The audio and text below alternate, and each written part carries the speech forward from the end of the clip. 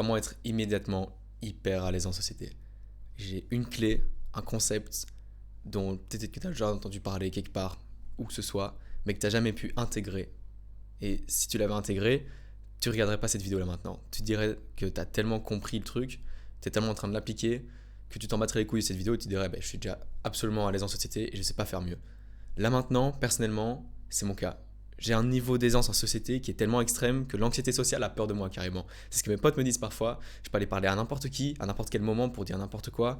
Évidemment avec de la retenue, je vais pas dire des dingueries, mais j'ai grandi en étant hyper timide, en mettant ma capuche, je sais pas aller parler à des gens. Et à partir du moment où j'ai vraiment pu intégrer un certain concept, donc je vais parler directement après, j'ai pu vraiment devenir hyper sociable.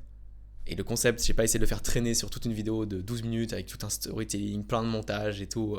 Je ferai une vidéo brute pour te donner directement la clé, le concept, pour que tu puisses l'appliquer et avoir un impact direct. Donc on rentre dedans. La clé, c'est que tout le monde s'en bat profondément les couilles de ce que tu fais ou de ce que tu vis. La clé est connue, la clé est simple. Mais dans cette vidéo, je vais t'apprendre à vraiment implémenter cette connaissance en toi pour que tu puisses vraiment développer cette hyper-aisance sociale comme je l'ai développé moi-même. En gros, il y a quelques jours, j'étais dans la rue, je marchais hyper vite pour aller en cours, j'étais en retard, et il y avait plein de monde dans la rue. Tous les étudiants étaient dans la rue, c'est une ville universitaire évidemment, du coup, la rue est bondée de personnes, mais juste pas assez de monde que pour que si tu fasses un truc, personne ne te voit, parce que tellement il y a de monde, tu vois. Mais il y a juste ce niveau de monde, il y a full monde qui me voit, et je me prends un pavé, je m'explose sa race. Je tombe pas par terre, mais j'étais à deux doigts de m'exploser. Je rate un truc, ça fait plein de bruit parce que je tape des pieds pour récupérer mon équilibre. Et je sais que tout le monde a vu. Enfin, tout le monde a vu, tout le monde a entendu, tout le monde a compris que je venais d'avoir failli m'exploser au sol. Et à ce moment-là, je me suis dit, merde, ces gens. Et d'un coup, j'ai eu ce truc qui s'est réveillé en moi, du genre, bah non, en fait, je m'en bats fort les couilles. Parce que là, je vais bien relever les yeux, je vais regarder les gens dans les yeux. Effectivement, en fait, personne ne me regarde, dans les gens que je regardais, sauf une ou deux personnes. Et ceux qui me regardaient, bah, dès que j'y regarde dans les yeux, bah, ils rigolent pas. Et même s'ils rigolaient, dans quelques heures, ils auront oublié ce qu'ils avaient vu le matin. À moins que quelqu'un leur rappelle que, effectivement, ah, tu te rappelles ce matin quand il y a un mec qui a failli s'exposer, et là, ils font, ah ouais, haha, et puis ils en rigolent. Mais les gens, quand ils voient un truc de toi, ils vont l'oublier.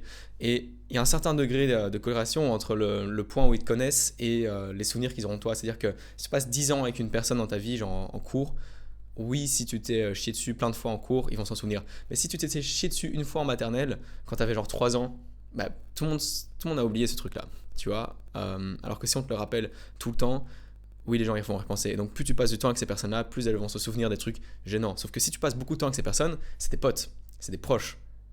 Et donc c'est pas si gênant que ça en fait. Et donc tous les inconnus qui te voient faire des trucs gênants, où tu te dis ah oh, c'est chaud, et, ils ont vu failli m'exploser, ou j'ai dit un truc hyper gênant une fois, le truc hyper gênant que t'as dit, tout le monde l'a oublié.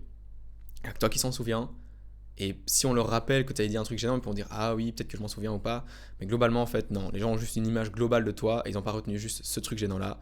Il n'y a que toi qui l'as retenu. Tout le monde est hyper centré sur soi-même. Même moi, personnellement, quand je fais cette chaîne YouTube, c'est moi qui fais la chaîne YouTube et j'ai envie qu'elle réussisse. Et le fait qu'il y ait un mec en Inde qui est en train de faire une chaîne YouTube sur la technologie, je m'en fous un peu, tu vois. On est tous hyper égocentrés à un niveau assez extrême, ce qui fait que tu ne retiens pas du tout ce que les autres ont vécu, sauf pour tes potes proches et les personnes proches. Donc, dès qu'il y a un truc qui t'arrive, tu t'en fous. Ça, c'est la clé. Maintenant, pour être à l'aise en société, il y a quelques steps que j'ai dû faire, j'ai dû développer. Je pense qu'à ce moment-là, quand j'ai commencé à me dire qu'il faut que je sois sociable, c'est vers l'âge de mes 14 ans où j'ai compris qu'en fait, si tu étais sociable, c'était quand même assez avantageux. À 14 ans, j'ai eu un petit gain de confiance. C'est la première fois que je me suis mis en couple. Du coup, j'ai pris un gros gap de maturité.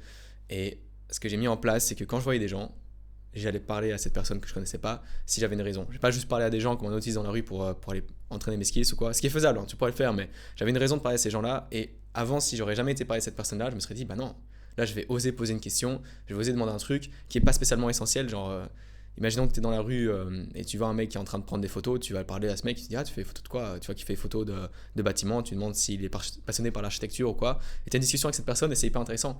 Ça m'est déjà arrivé l'autre jour, j'étais en vélo, enfin l'autre jour, c'était arrivé il y a 2 ans, mais j'étais en vélo, je revenais d'une promenade dans les bois que j'avais fait après être allé courir dans ces mêmes bois, et il y avait un gars qui avait fait des plans de drone. Et du coup, je lui demande ce qu'il fait, je lui demande s'il fait beaucoup de drones, etc. Euh, C'était hyper stylé comme rencontre. Le mec m'a clairement passé son mail, il m'a montré tous les rushs d'un coucher de soleil. Meilleure expérience. Et ça, c'est parce que j'étais parlé à ce mec qui s'appelait Victor. Et donc, premier step, si tu veux vraiment évoluer sur le fait d'être à l'aise socialement, et en tête vraiment que tout le monde s'en va profondément les couilles de ce que tu fais de gênant ou quoi. Si tu floppes un moment, c'est pas grave. Ensuite, va parler à des gens de manière naturelle. Et un autre truc qui est assez connu, mais qu'on oublie trop souvent, c'est que force-toi un peu à être souriant au début. Au début, ça va pas être naturel de sourire spontanément parce que les gens ne sourient pas. Dans la rue, dans le monde en général, les gens n'ont pas envie de tellement sourire. Les gens sont pas si heureux de vivre en général. Mais si toi, tu viens et que tu souris à ces personnes-là, au début, les gens sont un peu en mode waouh, pourquoi ce mec me sourit? Il a l'air très heureux ou quoi? Mais au final, ils vont juste se dire bah, ce mec-là, soit c'est un espèce de giga charo parce que tu parles à une meuf et du coup, elle se dit que t'es un énorme charo alors que pas du tout, t'es juste hyper sociable. Soit elle se dit bah, ok, ce mec est juste sympa. Et plus les gens passent du temps avec toi, plus ils se rendent compte qu'en fait, leur première impression du genre t'es un charo ou t'es un mec commercial qui essaie de vendre ses trucs ou qui essaie de se vendre ou quoi, au final les gens vont juste se dire ok bah cette personne est hyper sympa, elle est hyper amicale, et c'est à toi de doser l'échelle, genre souris pas comme un énorme psychopathe en mode tu vois genre dose sur ce que tu fais de manière sociale, mais souris parce que les gens en retour vont pas spécialement te sourire pour autant parce qu'ils sont peut-être timides ou quoi, mais ils vont se sentir à l'aise avec toi, ils vont avoir envie de passer du temps avec toi parce que c'était juste une personne qui est rayonnante puisque tu souris. Voilà, c'est un point. L'autre point c'est que ce que tu donnes aux personnes dans les relations, tu le recevras en retour en général. Euh, genre, si tu fais attention à une personne, cette personne va sûrement faire attention à toi en retour.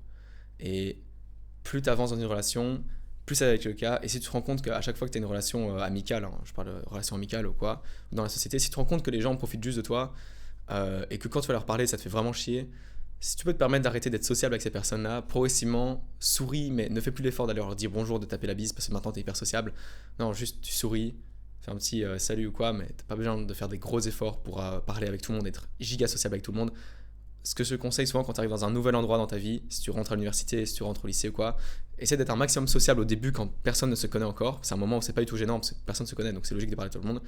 Et une fois que tu as pu identifier quelle personne t'intéressait et à qui ça matchait, à ce moment-là, tu te refermes ton cercle. Et ça dépend à quel point tu as besoin d'avoir un cercle ouvert ou pas, mais adapte-toi en fonction de ce que tu aimes socialement. De base, je suis quelqu'un d'introverti, pourtant j'arrive à parler à plein de monde, mais je le fais par période, comme j'ai dit. Voilà, tu as toutes les clés, je te fais la synthèse. Tout le monde s'en bat vraiment les couilles de ce que tu fais. Va parler à des nouvelles personnes. La première fois sera hyper cringe, hyper gênant, tu vas peut-être dire la merde, mais globalement tu vas t'améliorer progressivement et ça deviendra naturel. Ensuite, sois souriant avec ces personnes, comme ça les gens vont voir que tu es bienveillant, agréable et quelqu'un envers qui ils ont envie de donner des choses en retour, que ce soit juste une bonne conversation ou des informations positives, enfin des informations qui te servent dans la vie. Voilà, en fait, si tu retiens ces 3 points, t'as tout. Maintenant, t'es hyper à l'aise socialement. Si tu trouves que ce que je dis dans cette vidéo est intéressant, tu peux t'abonner, c'est un win-win équitable où je t'aide à t'améliorer et en échange, tu m'aides à développer ma chaîne YouTube. Ça me semble super équitable. Tu fais comme tu veux. Et sur ce, à bientôt.